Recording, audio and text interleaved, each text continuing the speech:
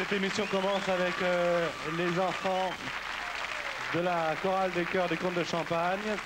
Des enfants, nous allons en parler. Vous les applaudissez. Ils seront là, présents pendant pas mal de séquences dans cette émission. Madame, mademoiselle, monsieur, bonsoir. Je vous demande d'accueillir chez vous Yannick Noah.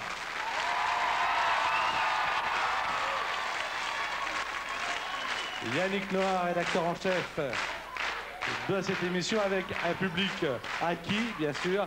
Yannick, on va commencer ce grand magazine, parce que cette émission, c'est aussi un magazine, avec beaucoup de sujets par les enfants, justement. Et tu as voulu, et nous avons immédiatement été d'accord, bien sûr, parler des enfants de la Terre. Alors, Marie-Claire Noah, ta maman est là. Vous avez créé ensemble, en 1988, une association qui s'appelle Les Enfants de la Terre.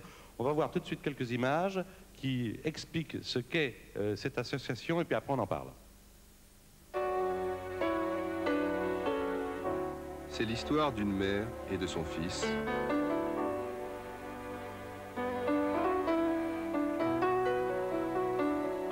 L'histoire de deux adultes qui gardèrent leur âme d'enfant.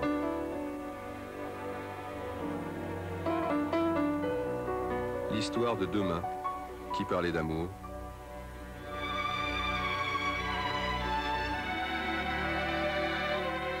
L'histoire d'une route qu'ils prirent ensemble.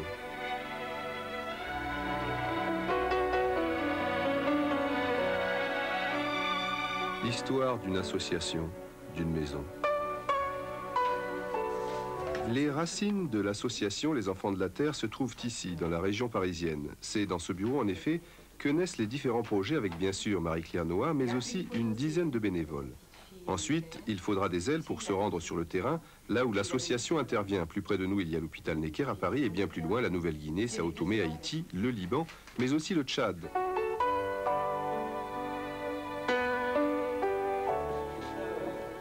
C'est surtout grâce à cette tournée annuelle que l'association va pouvoir recueillir les fonds nécessaires à son fonctionnement.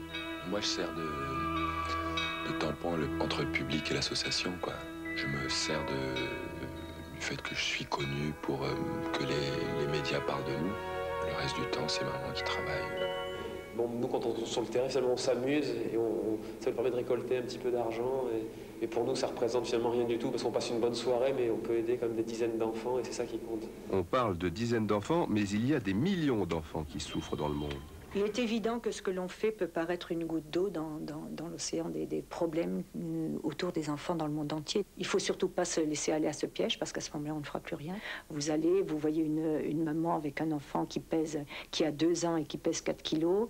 Vous revenez 3 mois après, grâce à ce que vous avez fait, cet enfant recommence à vivre. Je pense que ça suffit. That's often the case that you give money and you don't know where it's going, and often the people take it for themselves. But in this case, I saw the house, I saw it with my own eyes, and so it's easier for me to help, Cette maison, située entre Lisieux et Honfleur, recevra donc tout au long de l'année des enfants français défavorisés.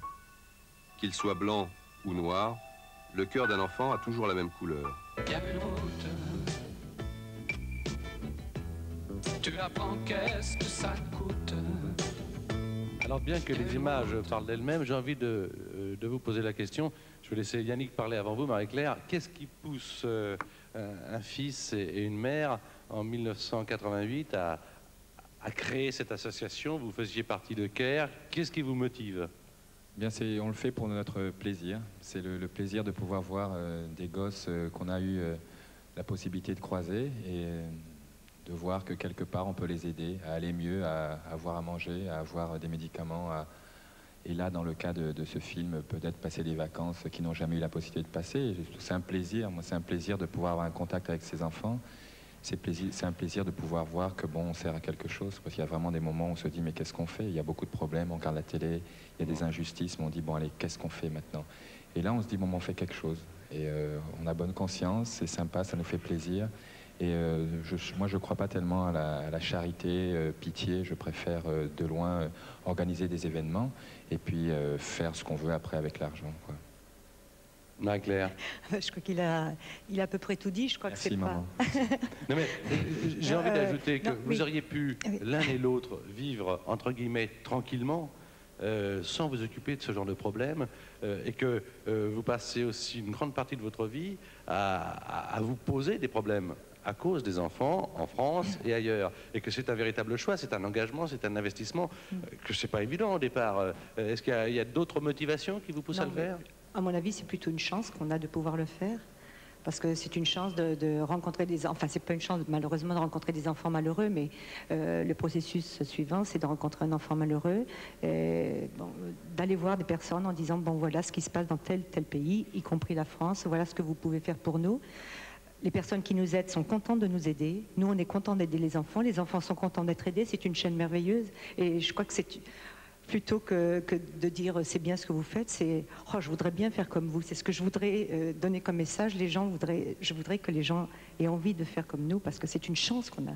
Alors, qu'est-ce qu'il faut faire? Parce que vous travaillez avec 10 à 12 bénévoles et bon, j'ai été très surpris de savoir que vous travaillez dans un tout petit local.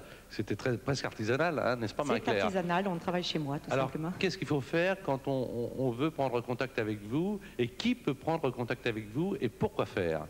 Il y a plusieurs façons de nous aider. C'est d'abord, en effet, dans le bénévolat au bureau, parce que dans le travail administratif, on a toujours besoin d'une comptable, d'une secrétaire, de quelqu'un qui vient nous donner un coup de main au moment où on envoie les brochures. On a besoin de bénévoles parce qu'on lance des campagnes dans les hôpitaux de Paris, Necker et Debré, pour venir avec nous voir les enfants malades. On a besoin aussi de bénévoles pour nos vacances dans la maison de Normandie, peut-être des personnes qui viendraient faire un stage de ceci, de cela, d'astronomie, d'écologie avec nous. Et puis, on a besoin évidemment, éventuellement, enfin pas éventuellement, on a besoin d'argent pour mener à bien tous nos programmes partout. Alors, qui peut frapper à la porte, Yannick? N'importe qui? Ce sont des gouvernements, des individus? Qui vient vous voir? C'est un peu qui veut, quoi. La porte est ouverte. On n'est pas là à demander. À partir du moment où on a la possibilité de toucher un public, on en parle. Parce qu'on parlait tout à l'heure de sacrifice. Moi, j'ai jamais considéré ça comme un sacrifice. C'est un besoin. J'aime faire ça. Il n'y a pas un moment où je me dis j'ai pas envie de le faire. Je le fais parce que ça me fait plaisir. Et je crois que quand on a la possibilité de le faire, quand on a la possibilité à travers certaines manifestations de faire une telle différence, un môme ou des dizaines de mômes qui ont faim et tout d'un coup ils ont plus faim grâce à un match de tennis que de toute façon on aurait joué. On se dit, bon, c'est super, on a envie d'en faire d'autres, donc c'est tout. Bon, c'est un état d'esprit qu'on essaye de développer, que j'essaie de développer à travers ce qu'on fait, de la manière dont on le fait avec maman. Et puis les gens, en général, qui viennent jouer, qui voient les matchs, qui voient la façon dont on travaille, naturellement, ont envie de nous contacter. Voilà, j'aime pas demander, j'ai pas envie de demander, d'ailleurs, je demande rien. Par contre, si les gens ont confiance en nous, ils ont envie de venir avec nous, c'est un train qui est là, voilà, vous voulez monter avec nous, avec plaisir. Et c'est une joie, quoi. C'est-à-dire que la joie de pouvoir aider quelqu'un est aussi forte que celui qui est aidé, quoi. Moi, à Noël, au moment de Noël, voir mes gosses qui sont contents, ça me fait autant plaisir que quand je reçois un cadeau, quoi. C'est la même chose. Tu as dit à un moment donné, parce qu'il faut qu'on se sente utile. Ça veut dire que tout le reste, bon, c'est bien, le tennis, la chanson, tout ça, c'est bien, ça contribue à l'équilibre. Mais si on laisse pas quelque chose en passant, ça veut dire qu'on vit un peu superficiellement? Non, mais pourquoi pas? Je crois qu'à travers le tennis, j'ai pu toucher des gens quelque part au-delà de mes résultats. J'ai eu des contacts avec des gens et j'ai passé des moments merveilleux avec un public. À travers la chanson, j'ai maintenant des fans qui ont entre 3 et 6 ans qui, dans la rue, me disent « Saga Africa » et ça, c'est sympa aussi. Mais là, c'est un rapport beaucoup plus direct et on travaille de manière beaucoup plus directe, quoi. C'est moins évident de dire un match de tennis peut inspirer un gosse, mais je sais que moi, personnellement... un autographe d'Arthur Ashe m'a changé ma vie parce que ça m'a fait rêver, j'avais envie d'être joueur de tennis, donc ça aussi c'est important. Mais là, on est dans une situation très privilégiée et on se dit, bon, qu'est-ce qu'on peut faire encore un peu de plus, quoi. Alors, vous en faites des choses, hein. J'ai noté quelques-unes de vos actions. Je le dis à Sao Tomé, la reconstruction d'un hôpital, au Tchad pour la scolarisation des enfants de la léproserie, en Haïti pour la construction aussi d'un poste de santé. Je pourrais citer aussi le Liban, le Bénin, la France. Est-ce que vous trouvez qu'on vous aide bien? Je ne parle pas des individus. Est-ce que les gouvernements vous entendent bien quand vous avez affaire à eux? Est-ce que ça se passe bien? Est-ce que vous êtes bien compris, Marie-Claire? Les gouvernements à l'étranger, oui. Vous voulez dire? Oui, de toute façon, nous, on a une politique très spéciale, c'est qu'on n'entre pas dans un pays sans autorisation du gouvernement. C'est une politique définitive pour nous, donc c'est comme ça, et pour le moment, on n'a pas trouvé d'opposition, absolument pas.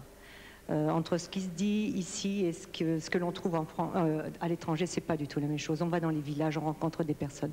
Je pense en Afrique particulièrement, des personnes merveilleuses qui nous accueillent et qui n'ont les mots de charité, d'aide, d'action. C'est pas le mot. C'est pas quand on dit en France, il ne faut pas dire aider. Mais bien sûr, on aide. Si vous voyez quelqu'un qui tombe, vous l'aidez à se relever. Ça s'appelle aider. Il n'y a pas de querelle de vocabulaire là-bas. On les aide. Un autre jour, ça sera peut-être eux qui nous aideront. Et puis, on le prend comme ça. Tout à fait dans l'amitié. On ne veut pas s'appeler grosse organisation. On fait ce qu'on peut, c'est tout. Bon. Et Yannick disait, je ne demande rien. On met quand même l'adresse de votre association. Vous êtes d'accord? Mais moi, je suis d'accord. Parce que de toute façon, mais je vous dis, comme non, Yannick ne dit pas on ne demande rien, il dit ceux qui veulent viennent vers nous, c'est tout. Oui. Voilà, c'est tout. Une démarche. S'ils ont confiance, gens, ils viennent vers nous, c'est tout. Voilà, exactement. On aura l'occasion de reparler des enfants dans l'émission. On aura aussi l'occasion de parler de l'Afrique dans l'émission. Et puis maintenant, je voudrais avoir l'occasion de t'écouter chanter. Tu es d'accord? Bon, en plus, c'est prévu. Alors autant faire ce qui est prévu. Yannick va se mettre en place pour une chanson qui s'appelle Don't Stay. Quand vous voyez Yannick chanter, c'est quelque chose qui vous fait plaisir aussi, vous, Marie-Claire, sa maman? D'abord, ça me fait plaisir parce que pour moi, ça fait partie de la personnalité de Yannick complet depuis qu'il est petit. Pour moi, c'est comme si on était à la maison, toute la famille en train de faire les fous. J'ai moins peur que quand il joue au tennis, donc je suis très décontractée quand il chante. Yannick Noah, Don't Stay.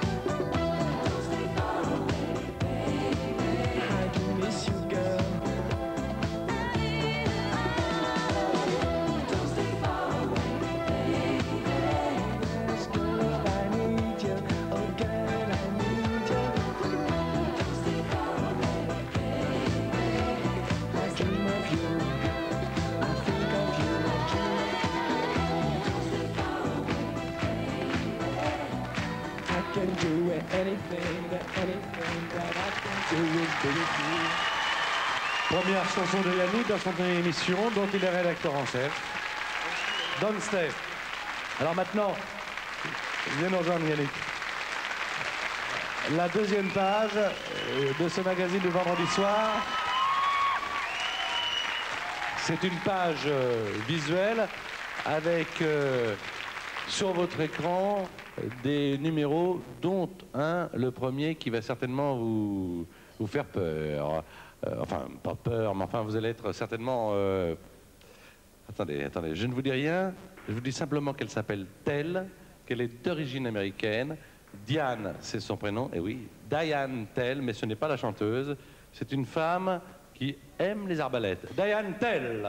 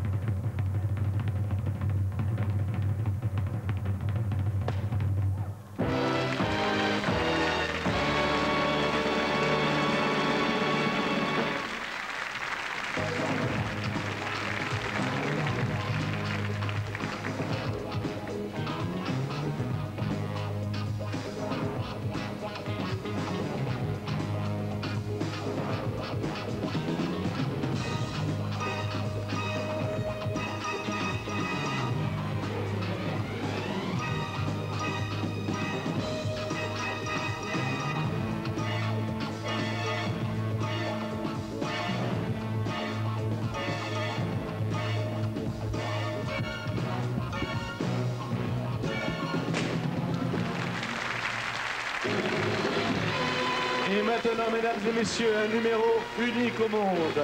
Diane Tell est la seule femme à faire ce qu'elle va faire. Regardez bien, car ça va durer très peu de temps, 1 seconde et demie. Simplement 1 seconde et demie. Mais regardez bien avec quelle minutie Diane Tell prépare son matériel. Il y a 5 arbalètes. La première arbalète va tirer sur la seconde. La deuxième sur la troisième, qui ricochera sur la quatrième, qui elle-même tirera sur la cinquième. Et la cinquième, eh bien, la cinquième flèche de cette arbalète tirera sur Diane Tell. Oh, plus précisément, sur une pomme qu'elle aura pris soin de mettre sur sa tête. Ça ne dure qu'1 seconde et demie. Elle est la seule femme au monde à le faire. Mesdames et messieurs, je vous demande de l'encourager, de l'applaudir. Voici la pomme, Diane Tell.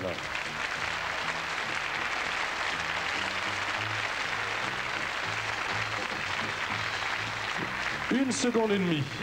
Il faut être attentif.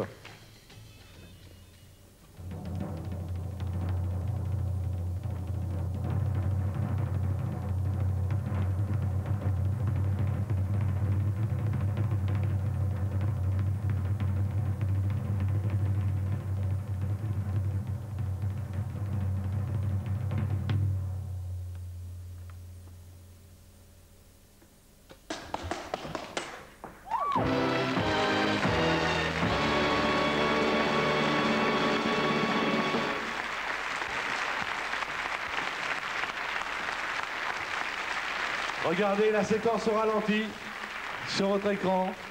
Ça a duré 1 seconde et demie. Regardez. Ça se passe de commentaires et Diane Tell est la seule femme au monde à le faire. Autre numéro, toujours dans l'émission de Yannick Noah, partie divertissement avec un jongleur, cette fois-ci il a 20 ans, il est d'origine allemande, et il va vous présenter une histoire de boîte, mais auparavant, chapeau Patrick Lemoine. Patrick Lemoine.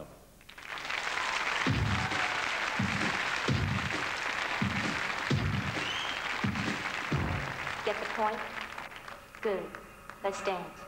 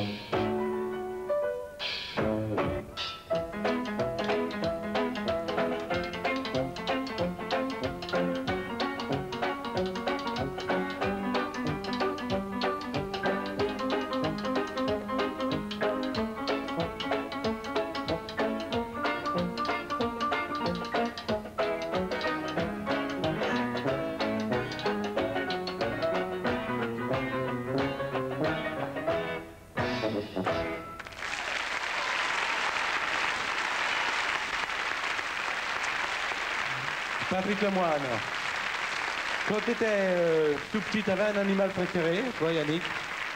Quand tu étais, je sais pas, quand tu avais 4-5 ans? J'avais 4-5 ans? Oui. Ouais, j'avais un chien que j'aimais bien, ouais. Bon.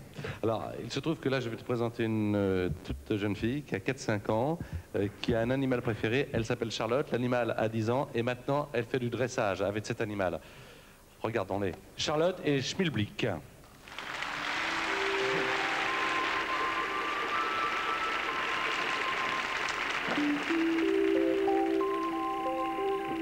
Et Schmilblick est un poney.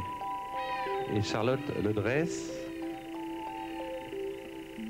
Et à cet égard, je voudrais dire que Béatrice Boyaval a créé une section spectacle à Maison Lafitte où elle accueille chaque semaine des enfants qui ont entre 4 et 5 ans pour leur apprendre à dresser, à faire du spectacle avec les petits chevaux, avec les poneys.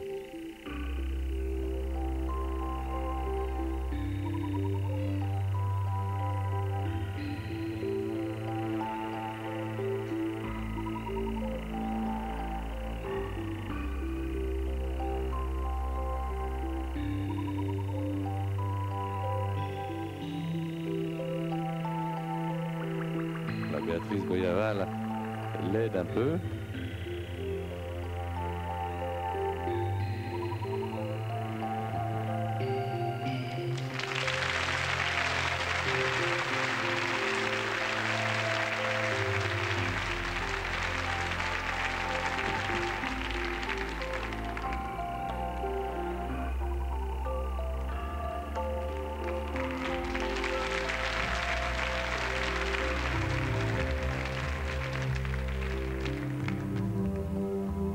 Alors ça se passe comme ça, à Maison Lafitte, les enfants apprennent avec les animaux à faire du spectacle. Charlotte a 5 ans, hein. Et le poney Schmilblick 10.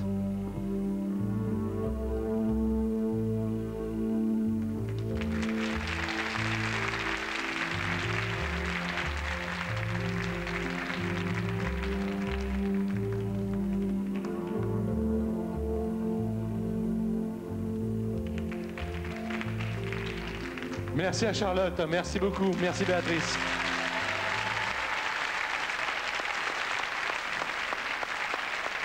D'autres sujets, bien sûr, dans l'émission rédigée par Yannick.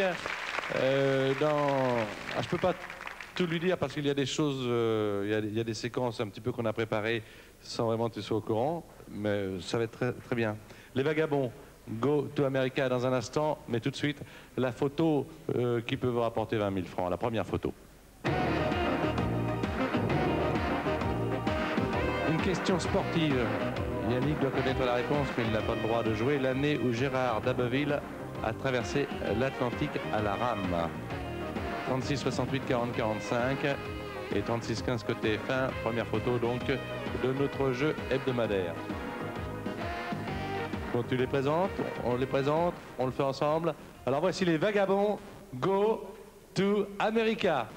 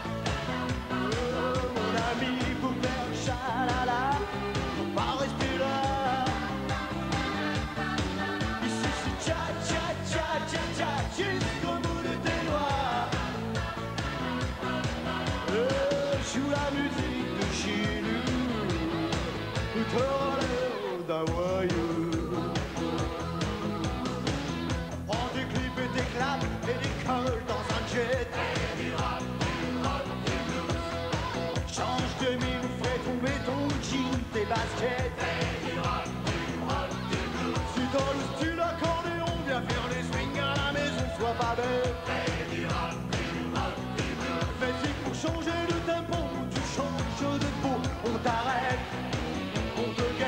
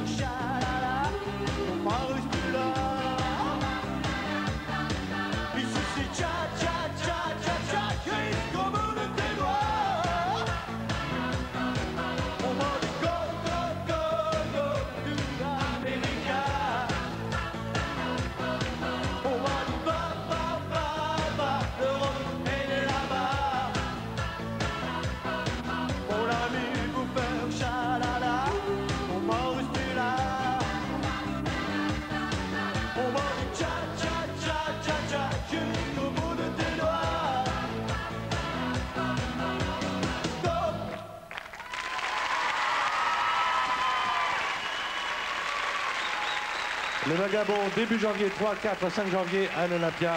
Merci beaucoup.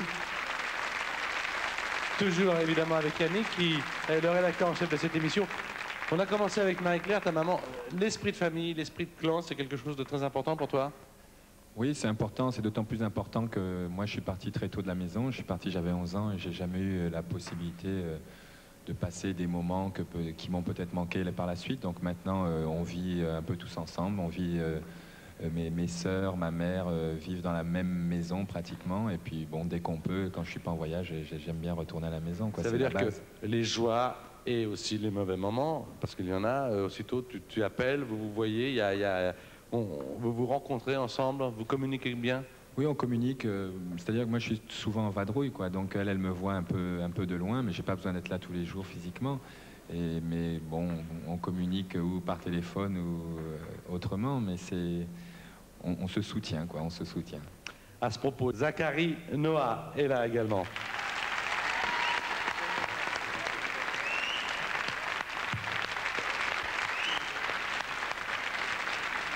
Bon, alors Zachary Noah. Non, mais de toute façon, Zachary venait à l'émission. Il t'avait pas prévenu, non? Non, il m'a juste dit, je l'ai appelé au Cameroun lundi. Il m'a dit, écoute, là, je suis un peu occupé. Rappelle-moi mercredi soir, parce qu'hier soir, j'ai joué, j'étais pas à Paris. Il me dit, rappelle-moi quand tu reviens, rappelle-moi mercredi soir. Bon, je suppose que tous les deux, maintenant, vous avez des rapports de complicité. Tous les deux aussi, ça a toujours été des rapports de complicité, tous les deux, des rapports. C'est quoi? C'est papa copain, c'est papa ami, c'est papa autorité? Comment ça se passe? C'est un copain, quoi. C'est un copain et c'est un grand frère, quoi. Un vieux grand frère. Un vieux grand frère. Un vieux grand frère. Et alors, bon, expliquez-nous ce que vous ressentez, vous, Zachary, face à Yannick, enfin, ce qui peut être dit devant des caméras de télévision. Expliquez-nous comment vous avez vécu jusqu'à présent avec lui, avec les enthousiasmes, avec les joies, avec le côté fou également de Yannick. Mais vous savez, moi, je pense que Yannick, avant tout, c'est maintenant de plus en plus mon meilleur copain. Et d'autant plus que, bon, il a vite mûri pour un garçon de son âge, déjà au départ. Et puis maintenant, bon, ben, je pense que c'est pas déshonorant d'avoir mon âge 53 ans et puis avoir un copain, pas du tout. Avoir un copain qui en a 31. Et nous entretenons ces relations, mais ma foi, je continue à apprécier qu'il me considère toujours comme son père. Ben, il écoute de temps en temps ce que je dis, mais il n'en fait qu'à sa tête, mais on est bien comme ça. Bon, vous allez rester avec nous. J'aime bien l'accent, c'est sympa là. Vous allez rester avec nous et je vais vous emmener tous les deux faire un tour. Dans un instant, tout de suite, une chanson qui est évidente en ces circonstances, puisque c'est Daniel Guichard qui l'interprète, et elle s'intitule, Zachary, Mon vieux. Mais c'est gentil, hein, mon vieux, Zachary. Et Daniel Guichard.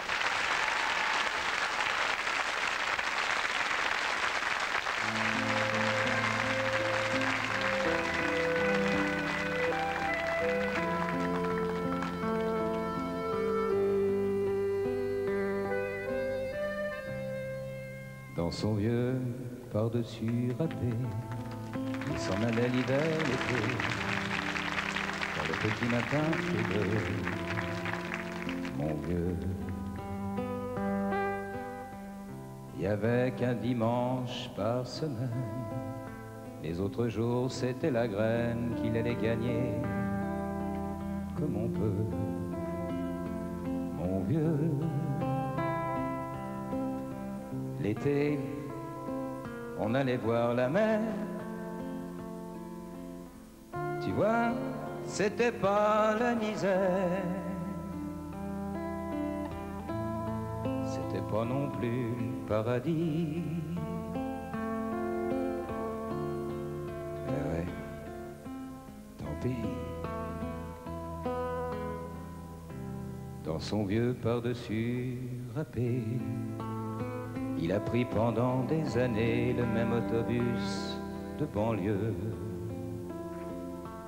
Mon vieux. Le soir, en rentrant du boulot, il s'asseyait sans dire un mot. Il était du genre silencieux. mon vieux. Les dimanches étaient monotones. On ne recevait jamais personne. Ça ne le rendait pas malheureux. Je crois, mon vieux,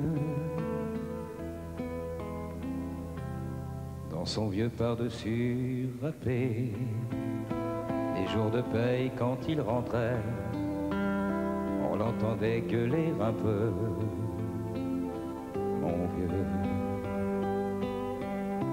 Nous, on connaissait la chanson, tout y passait, bourgeois, patron, la gauche, la droite, même le bon Dieu. Avec mon vieux, chez nous, il n'y avait pas la télé.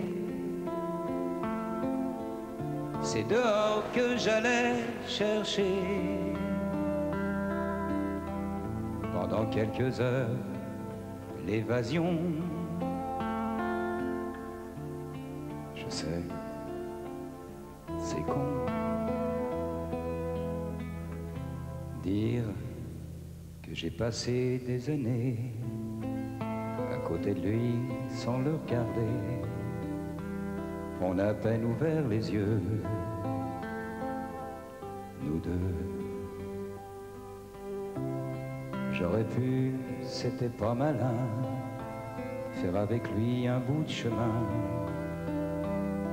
Ça l'aurait peut-être rendu heureux, mon vieux.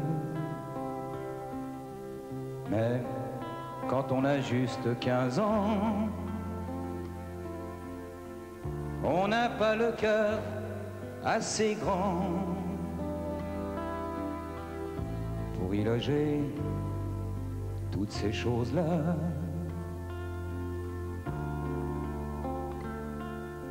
Tu vois, maintenant qu'il est loin d'ici,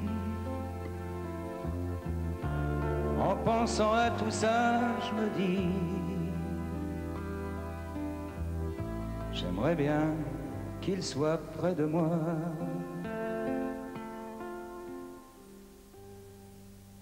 Papa.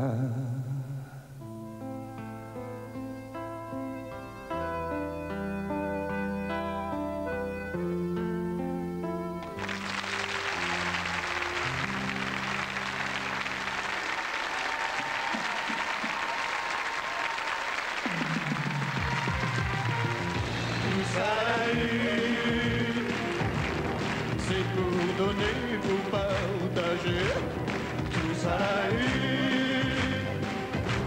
Ce soir c'est vous les invités, avec des stars toute la soirée, des surprises et de l'amitié. À tous bonsoir, oui bonsoir, le soleil va briller, ouais, tout ça l'a eu. Avec comme rédacteur en chef ce soir Yannick, entouré par Marie-Claire et Zachary Noah. Puisque, ouais, bon, on est un peu en rouge quoi ce soir, enfin sauf toi Yannick, mais puisque vous êtes plus nombreux que moi, je vais carrément aller chez vous, parce que majoritairement je vais, bah, je fais pas le poids, alors on y va, d'accord? Allez, on va chez vous, ça y est, là c'est là. On a tout dit, quoi.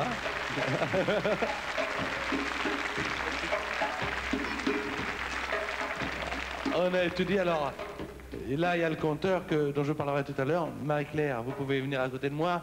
Zach et Yannick vont pouvoir s'asseoir. C'est vrai que, bon, Etoudi, c'est dans la banlieue de Yaoundé. Ça touche Yaoundé maintenant, hein, c'est à 5 km, c'est ça? Et on avait vu dans l'émission de Mireille Dumas, Le passé retrouvé, que là-bas, il y avait toute une histoire. C'était là où tu as vécu, entre 62 et 77, c'est ça? En 62 et 72. 62-72. Marie-Claire me disait non. On va regarder ces quelques images. Regardez.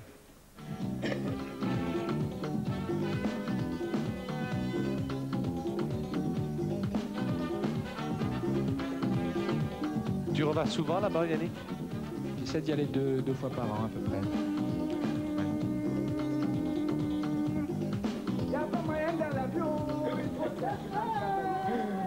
Ça va, maman? Mon mari vient me voir, ouais. Ça va? Tu dis que... Votre grand-mère vous appelle son mari, Papa Tara. Parce que je m'appelle Simon. J'ai le nom de son mari. Par la tradition, je suis la réincarnation de mon grand-père. Je sais que d'abord j'ai un devoir ici. Je sais que la plupart des gens dans cette famille comptent sur moi pour supporter et protéger la famille. En tout cas, ceux de ma génération et ceux qui sont plus jeunes. Je sais que c'est moi le chef. Voilà, c'est toi le chef et tu dis que la première des choses que tu fais quand tu arrives là-bas, c'est d'enlever tes chaussures, quoi. Oui, j'aime bien vivre avec la terre. C'est sûr que quand je me balade ici dans la rue pieds nus, ça fait tout de suite bizarre, tandis que là-bas, c'est beaucoup plus naturel.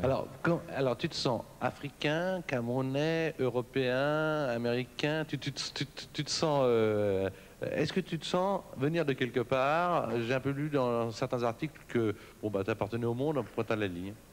Oui, moi, enfin, plus le temps passe, moins j'ai le sentiment d'appartenir à un pays en particulier. Je me sens tout à fait à la maison quand je suis en France. Je me sens aussi tout à fait à l'aise quand je suis au Cameroun. Ce sont des cultures que j'ai connues. Je connais toutes les traditions. J'ai vécu le premier jour que je suis né, depuis le jour de ma naissance, j'ai une mère blonde et un père noir. Et ça, je m'y suis habitué, quoi. Et quand j'habite aux États-Unis, quand j'ai habité aux États-Unis, je me sentais aussi à l'aise pour des raisons différentes. Mais pour moi, les voyages ont toujours fait partie de ma vie et je me sens à l'aise dans tous les pays que je visite. Je me sens bien en Afrique, en Europe. Marie-Claire et Zachary, répondez-moi franchement, est-ce que Yannick vous a étonné? Et à partir de quand vous a-t-il étonné? Allez, je laisse parler Marie-Claire.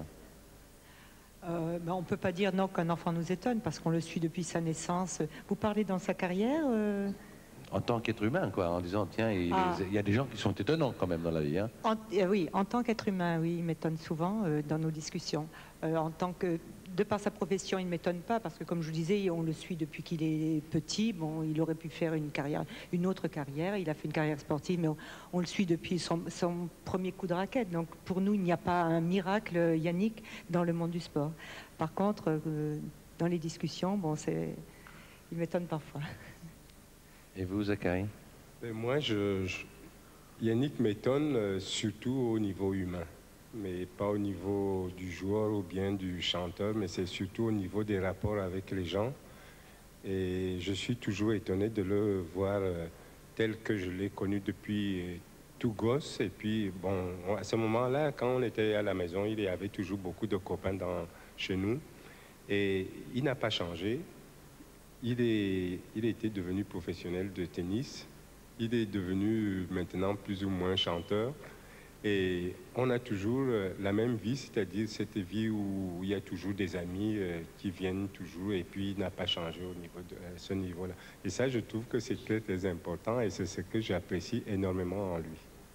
Le Cameroun, et tout dit, c'est également du spectacle. Alors, il y a une danse locale, je me suis renseigné parce que je ne connaissais pas, qui s'appelle le Mpali. Moi, je ne sais pas. Bon, alors j'ai demandé un petit peu une démonstration et il y a un groupe qui s'appelle les Magistrats qui m'ont dit nous, on vient, on est d'accord. Alors, voilà ce que ça donne. Bon, je ne connaissais pas, peut-être que vous non plus, on va découvrir ensemble. Le Mpali.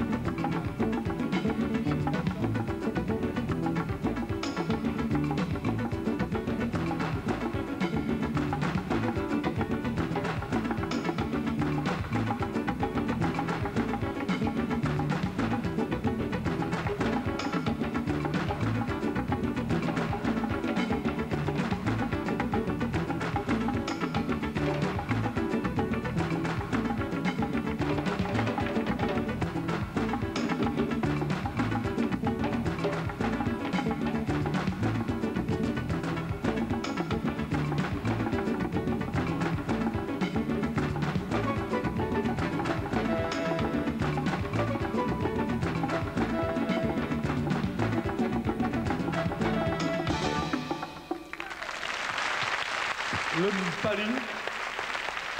J'essaie de bien le faire. Hein. C'est bon.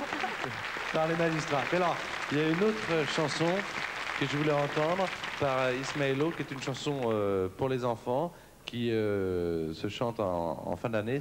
Alors, je vais essayer de bien le prononcer. Tajabon, enfin, par Ismaëlo. Et alors, bon, bah voilà. En tout cas, je la trouve très belle. Alors, on l'écoute. Ismaëlo, viens.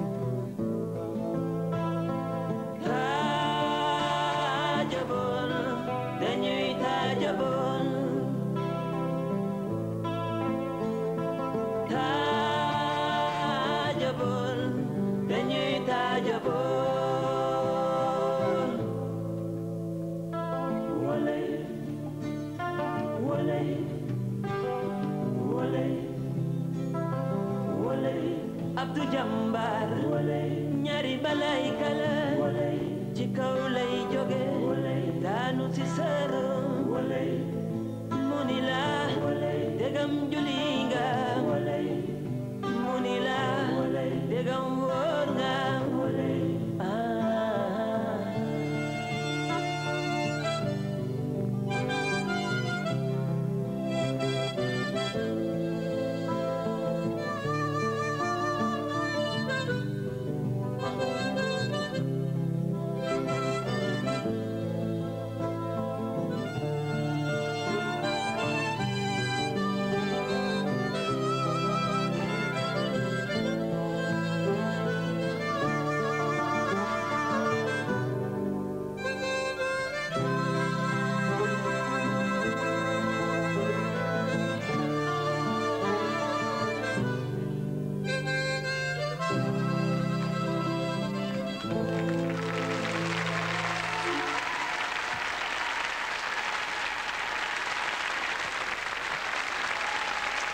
Tajabon.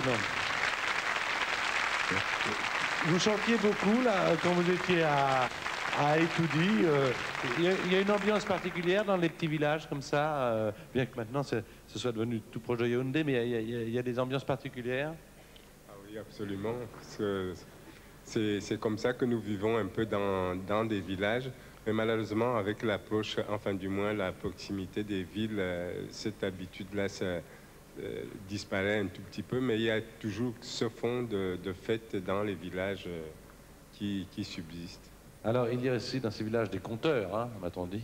Puis alors, j'ai fait venir le conteur, vous le connaissez, mais moi, je ne le connaissais pas non plus. Il s'appelle, alors, c'est Nkoudou.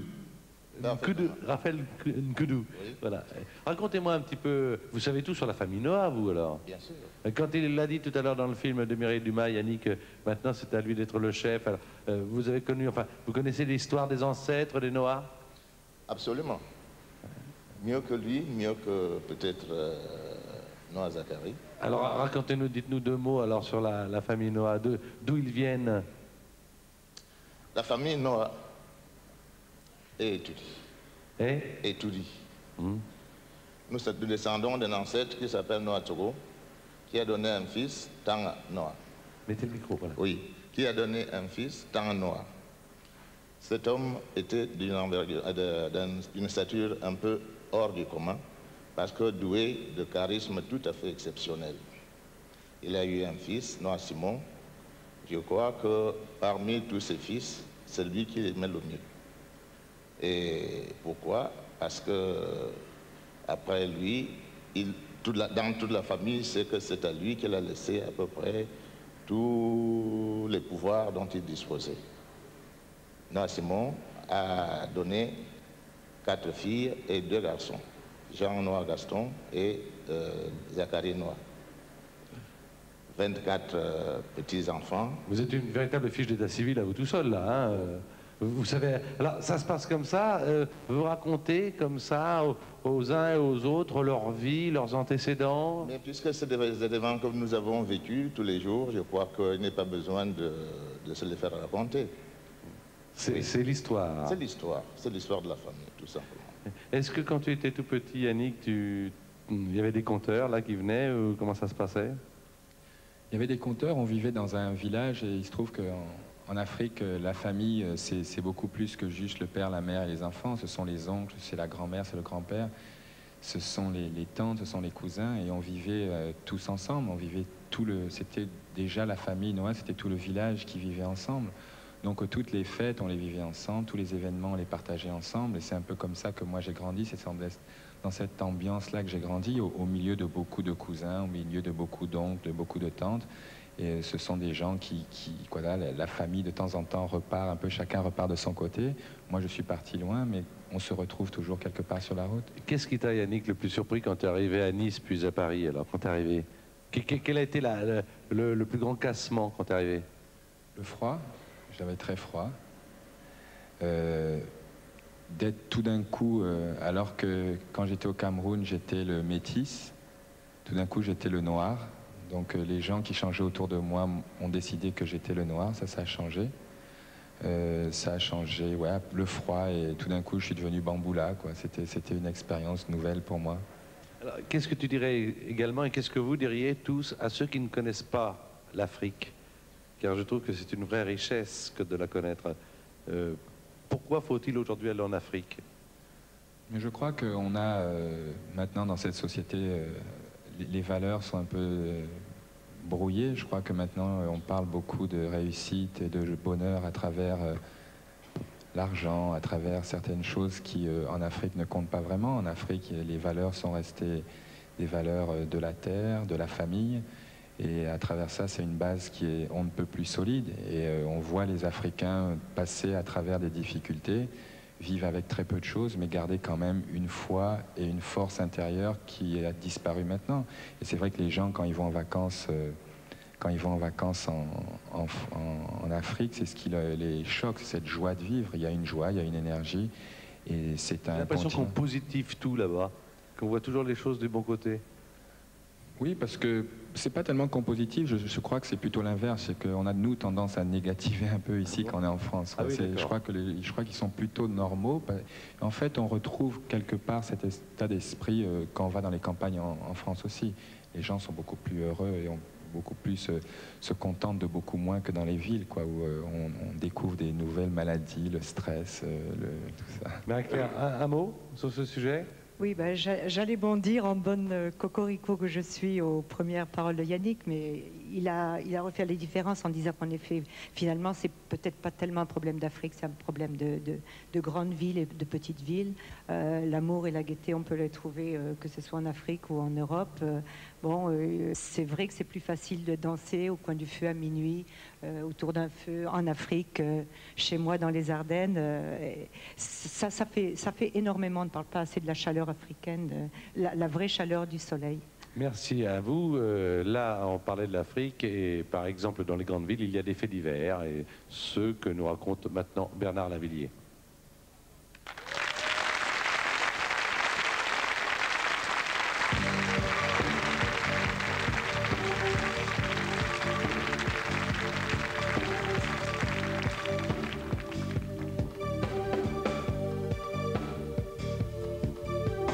Comment va le monde, il est rouge sang.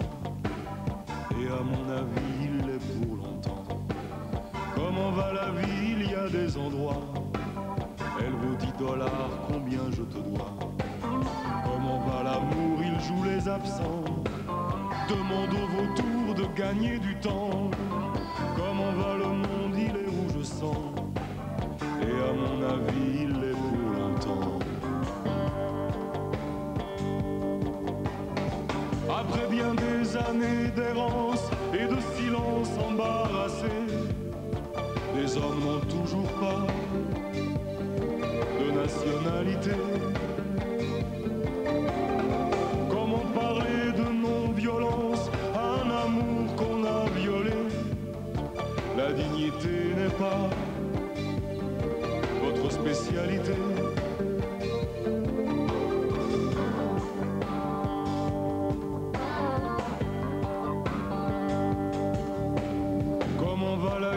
Elle va comme elle va, elle est planétaire, on se reverra. Comment va la banque surnage, pour les grands requins y a pas de naufrage. Comment va la mort, record absolu, toujours très discrète, je n'en sais pas plus. Comment va la guerre, elle va comme elle va, elle est planétaire, on se reverra.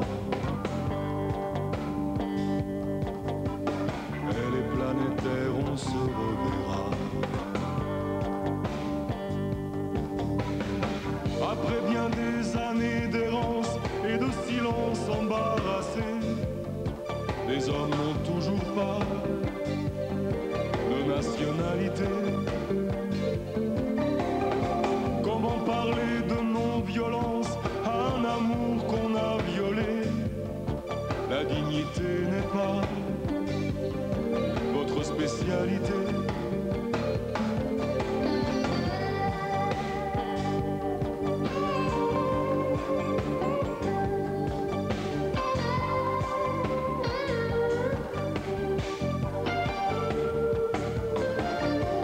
Je ne veux plus gueuler comment va le monde et qu'on me réponde il va comme il va. Comment va la vie, elle n'est pas très fière sur ces 5 colonnes dans les faits divers.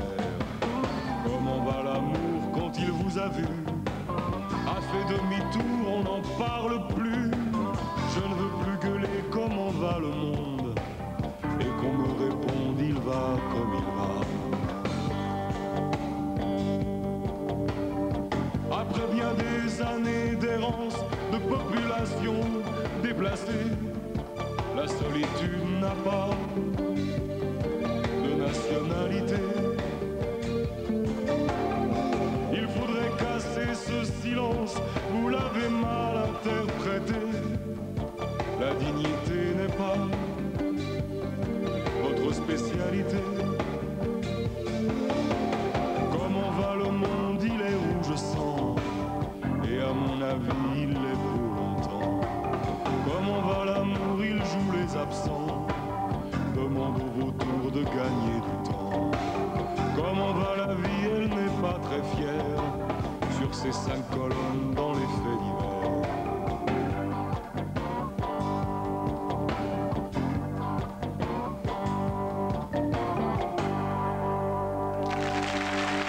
Bernard Lavilliers, bientôt à l'Olympia. Yannick Noah, rédacteur en chef de cette émission. On le retrouve dans un instant avec d'autres invités après les pubs.